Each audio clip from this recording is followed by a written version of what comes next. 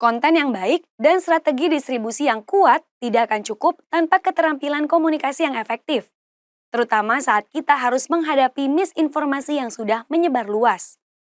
Krisis kepercayaan terhadap imunisasi perlu ditangani dengan empati, literasi digital yang baik, serta pemahaman tentang etika dan risiko komunikasi di media sosial. Peran tenaga kesehatan dan pengelola media sosial puskesmas menjadi krusial dalam merespons isu, membangun kepercayaan, dan menjaga kredibilitas lembaga di mata masyarakat. Oleh karena itu, materi kali ini kita akan mempelajari tentang membangun komunikasi yang efektif untuk menghadapi misinformasi.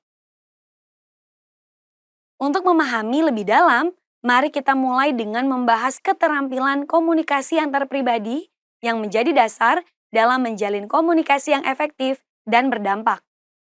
Dalam konteks imunisasi, komunikasi antar pribadi atau KAP adalah metode komunikasi dengan mengandalkan keterampilan vaksinator atau orang yang memberikan vaksin untuk mengedukasi dan mengajak masyarakat, baik secara tatap muka ataupun melalui media digital, dalam melakukan vaksin. Mengingat pendekatan ini dapat dilakukan secara langsung atau tatap muka hingga melalui media digital, maka sebisa mungkin sedikit atau bahkan menghindari penggunaan media cetak seperti brosur, poster, atau spanduk. Metode KAP ini efektif dalam membangun kepercayaan, mengajak, dan meyakinkan masyarakat tentang pentingnya imunisasi. Interaksi yang nyaman dan menyenangkan membuat komunikan seperti orang tua atau pengasuh sasaran dan masyarakat lebih terbuka, terutama saat berkomunikasi dalam kelompok dengan kesamaan minat atau latar belakang. Metode ini dapat diterapkan dalam berbagai situasi, baik secara individual maupun kelompok. Adapun beberapa contoh kegiatan pada KAP perorangan dan kelompok adalah sebagai berikut. Secara perorangan terdiri dari percakapan di lingkungan warga, percakapan di fasilitas kesehatan atau Vaskes, kunjungan rumah, dan meja pelayanan posyandu. Sedangkan secara berkelompok, yakni diskusi dengan ibu-ibu di posyandu, pertemuan warga, edukasi kesehatan di sekolah, serta kelas ibu hamil dan ibu balita. Berdasarkan penjelasan singkat mengenai metode KAP, maka dapat disimpulkan bahwa karakteristik yang dimiliki KAP adalah sebagai berikut. Pertama, menggunakan metode bercerita, mengobrol, bernyanyi, dan bermain untuk menyampaikan pesan. Berakar dari budaya lisan yang kuat di Indonesia, serta mengedepankan sikap menghargai, gembira, harmonis, empati, dan apresiatif. Pada intinya, pendekatan KAP yang baik akan meningkatkan pemahaman dan kepercayaan masyarakat terhadap imunisasi. Penjelasan tentang pendekatan KAP tersebut menjadi dasar yang kuat adanya 3 prinsip utama yang dimiliki oleh KAP, yaitu bangun suasana, di mana kondisi komunikasi bersama sasaran atau masyarakat harus berlangsung dalam situasi yang menyenangkan dan menambah keakraban.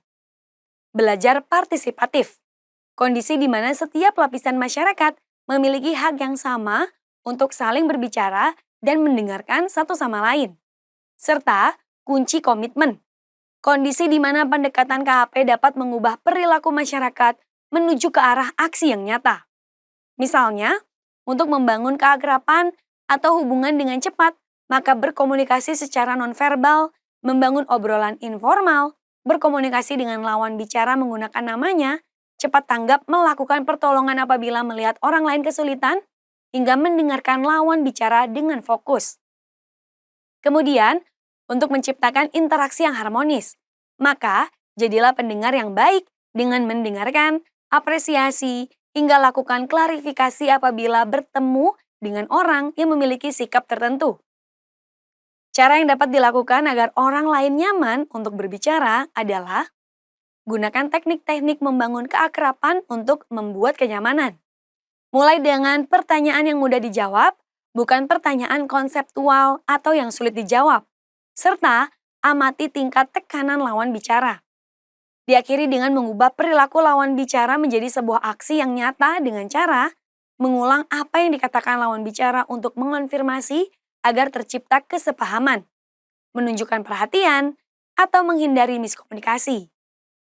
Mengajukan pertanyaan kritis untuk memperjelas dan memperkuat pengertian bersama, serta meminta penjelasan lebih detail supaya tercipta gambaran yang sama antar kedua belah pihak. Contoh tahap atau proses KAP pada imunisasi HPV dapat kita lihat sebagai berikut.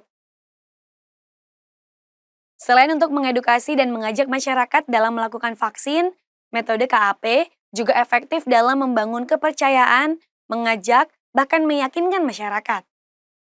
Sehingga pendekatan ini juga dapat digunakan untuk mengatasi serta menangani berbagai isu dan permasalahan komunikasi seputar imunisasi. Antara lain, kurangnya pemahaman dan edukasi pada orang tua. Sebagian orang tua atau pengasuh tidak sepenuhnya memahami beberapa aspek dari informasi.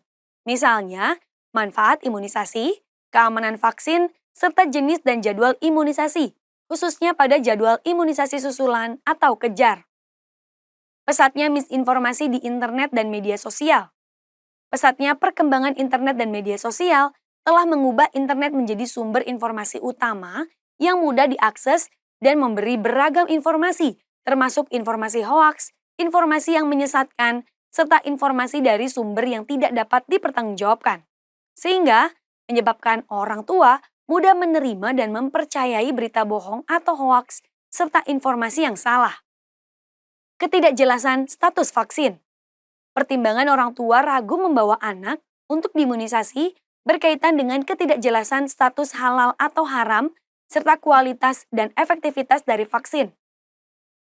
Meskipun Majelis Ulama Indonesia atau MUI telah mengeluarkan fatwa yang menyatakan status halal vaksin, hambatan lain datang dari kesenjangan penyebaran informasi antar institusi keagamaan atau tokoh agama di tingkat pusat dan di tingkat akar rumput.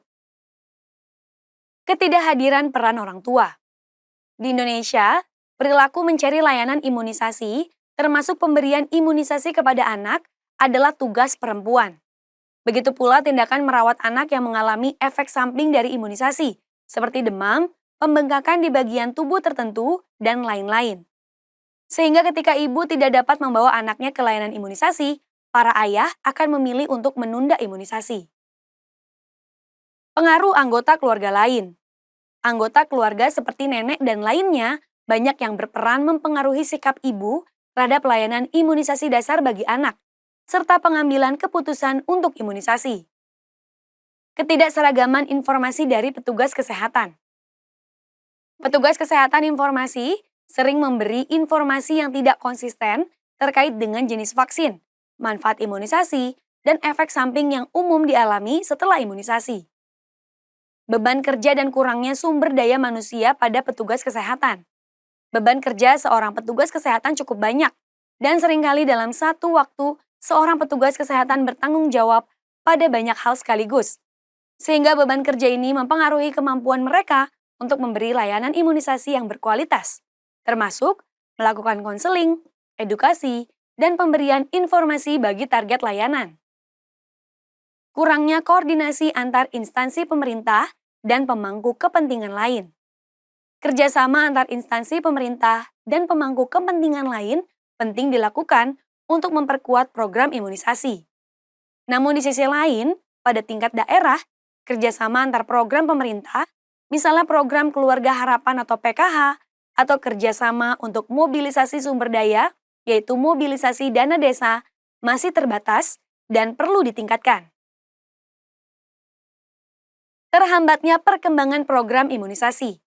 Pemerintah provinsi dan kabupaten atau kota cenderung lebih memprioritaskan pembangunan di bidang lain daripada imunisasi. Terakhir, sarana prasarana layanan kurang memadai. Sarana prasarana seperti layanan yang tidak dimulai tepat waktu menyebabkan masyarakat harus menunggu untuk waktu yang cukup lama. Tidak hanya melalui KAP, mengatasi berbagai isu dan permasalahan komunikasi seputar imunisasi juga dapat melalui peran literasi digital, terutama dalam hal menangkal pesatnya misinformasi di media sosial. Literasi digital di sini merujuk pada suatu kemampuan untuk memahami, menganalisis, menilai, dan mengevaluasi segala bentuk informasi yang diperoleh dengan menggunakan teknologi digital.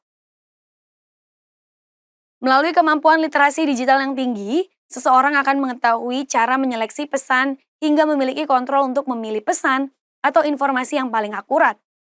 Sebaliknya, jika kemampuan literasi digitalnya rendah, seseorang cenderung hanya akan menerima pesan atau informasi secara mentah-mentah, memiliki perspektif dan pengetahuan yang sedikit, dangkal, dan tidak terorganisir, sehingga akan menyebabkan seseorang kesulitan dalam menginterpretasi pesan dan mengidentifikasi kebenaran informasinya. Lalu, bagaimana cara mencegah penyebaran misinformasi di media sosial? Mari kita simak bersama. Pertama, jangan mudah terpancing judul. Ketika melihat sebuah judul, sebaiknya dibaca terlebih dahulu keseluruhan informasi tersebut agar tidak mudah terpancing oleh judul yang sensasional dan provokatif. Kedua, cermati alamat situs. Bagi informasi yang diperoleh dari website atau mengklik tertentu, cermatilah alamat URL situs tersebut. Biasanya, jika menggunakan domain blog, maka informasi tersebut bersifat meragukan. Ketiga, periksa fakta dan keaslian foto. Cara untuk mengecek keaslian foto bisa dengan melakukan drag and drop ke kolom pencarian Google Image. Hasil pencarian akan menyajikan gambar-gambar serupa yang terdapat di internet sehingga bisa dibandingkan keaslian dari foto tersebut. Terakhir, gabung dalam grup diskusi anti-hoax. Ikut tergabung ke dalam grup diskusi anti-hoax supaya dapat segera mengetahui adanya misinformasi dari sebuah berita dan terhindar dari hoax. Grup diskusi yang bisa diikuti antara lain Forum Anti Fitnah, Hasut dan Hoax atau FAF-HH yang terdapat pada Facebook dengan lebih dari 99.000 anggota. Adapun etika menyebarkan informasi di media digital yang perlu rekan-rekan ketahui. Pertama, cek validasi konten. Sebelum menyebarkan informasi di media digital, cek terlebih dahulu kebenaran informasi tersebut. Jika perlu, cari dan cantumkan sumber aslinya agar lebih terpercaya. Kemudian, percaya hanya pada sumber yang kredibel. Sebaiknya hanya percaya pada sumber informasi yang kompeten, seperti media-media resmi yang memang sudah terjamin kredibilitasnya. Lalu, teliti pada informasi. Jeli dan teliti terhadap kelayakan informasi. Apabila informasi tersebut mengandung sensasi atau provokasi, sebaiknya informasi tersebut cukup sampai di kamu. Dan jangan sebarkan lagi agar tidak semakin banyak orang yang mendapatkan informasi itu. Kemudian, pastikan informasi tidak mengandung ujaran kebencian. Sebelum menyebarluaskan sebuah informasi, pastikan informasi tersebut tidak mengandung ujaran kebencian, hoaks atau fitnah. Jika terdapat perasaan ragu, sebaiknya tidak perlu disebarkan. Terakhir, ketahui tujuan membagikan informasi. Pikirkan terlebih dahulu apa tujuan membagikan sebuah informasi ke orang lain. Apabila untuk tujuan yang positif dan bermanfaat bagi orang lain, maka perlu disebarkan. Namun, jika sebaliknya, maka tidak usah disebarkan. Lantas, bagaimana menanggapi isu yang beredar di media sosial? Pertama, identifikasi resiko. Kumpulkan semua informasi tentang potensi isu yang bisa mempengaruhi reputasi organisasi atau instansi. Diskusikan dengan tim, lakukan brainstorming, dan jangan lupa gunakan alat bantu seperti mind mapping untuk visualisasi. Kedua, analisis resiko. Perkirakan seberapa besar dampak dari resiko tersebut. Tidak semua resiko sama. Ada yang seperti goresan kecil, ada yang seperti lubang besar di jalan. Gunakan alat seperti decision tree atau matriks resiko untuk membantu mengevaluasi mana yang paling penting dan mendesak. Ketiga, penentuan prioritas. Buat prioritas berdasarkan dampak dan urgensi. Lalu, tentukan mana isu yang berpotensi besar dapat mempengaruhi reputasi atau operasional organisasi dan instansi. Tips praktis, gunakan sistem penilaian sederhana, misalnya skala 1-5 untuk menentukan tingkat keparahan resiko. Keempat, menyusun strategi dan pelaksanaan, misalnya dengan merespons komentar positif dan negatif di media sosial. Saatnya susun strategi untuk menghadapi resiko tersebut. Siapa yang harus bertindak? pesan apa yang harus disampaikan ke publik, ataupun bagaimana komunikasi yang akan dilakukan? Pastikan strategi tersebut mencakup langkah konkret seperti membalas komentar positif maupun negatif di media sosial. Terakhir, monitoring dan evaluasi. Terus pantau hasil menghadapi isu yang tersebar tersebut. Apakah isu benar-benar teratasi dan apa yang bisa diperbaiki di masa depan? Gunakan tools monitoring media sosial atau survei untuk mendapatkan insight.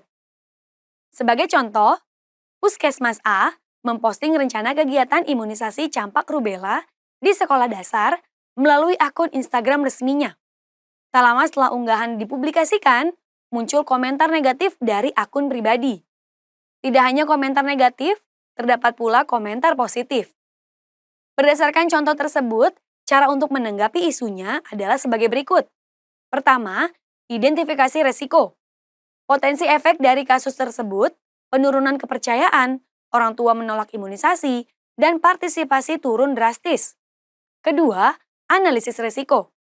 Efek kasus tersebut memiliki pengaruh yang sedang hingga tinggi, karena komentar berasal dari sesama orang tua yang dipercaya di komunitas, sehingga dapat menimbulkan resiko utama, yakni salah paham tentang KIPI dan kegiatan imunisasi bisa batal atau partisipasi minim. Ketiga, penentuan prioritas. Berdasarkan resiko utama yang telah didapatkan, maka prioritas utamanya adalah menjaga kepercayaan publik dan tetap menjalankan program imunisasi sesuai jadwal. Keempat, menyusun strategi dan pelaksanaan.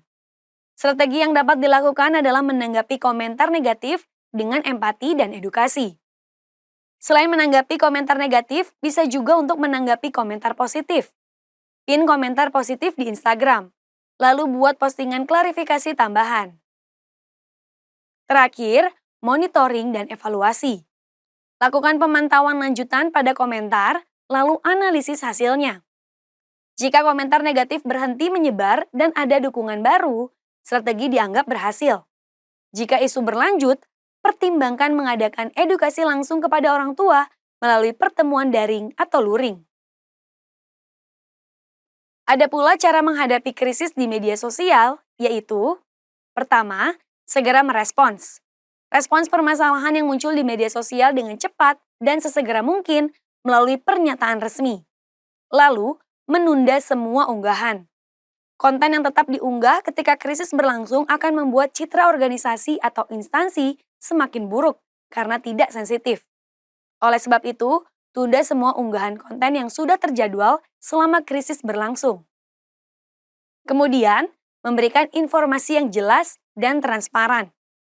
Jika telah memiliki informasi yang cukup, sampaikan kepada publik secara jelas dan beritahu langkah yang perlu diambil untuk mengatasinya. Hindari memakai kata-kata kasar atau memicu kemarahan pengguna melalui kolom komentar media sosial dan jangan menyangkal atau menutupi kesalahan. Selanjutnya, menggunakan media sosial yang resmi dan tepat. Gunakan platform media sosial yang tepat milik organisasi atau instansi untuk menyampaikan tanggapan atau informasi atas krisis yang terjadi. Jika permasalahan terjadi di halaman Facebook perusahaan, maka beri tanggapan pula di halaman Facebook. Hal ini berlaku pula pada platform media sosial lainnya. Terakhir, lakukan media monitoring untuk melihat perkembangan krisis. Manfaatkan penggunaan media monitoring untuk mengumpulkan informasi terkait perkembangan krisis yang terjadi dan membandingkan citra organisasi atau instansi sebelum dan setelah krisis. Rekan-rekan, demikianlah materi membangun komunikasi yang efektif untuk menghadapi misinformasi. Dengan berakhirnya materi ini, berakhir pula rangkaian program imunisasi untuk semua.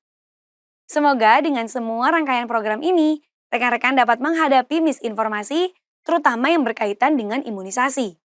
Tetap kritis, tetap bijak, dan terus sebarkan informasi yang benar. Sampai jumpa.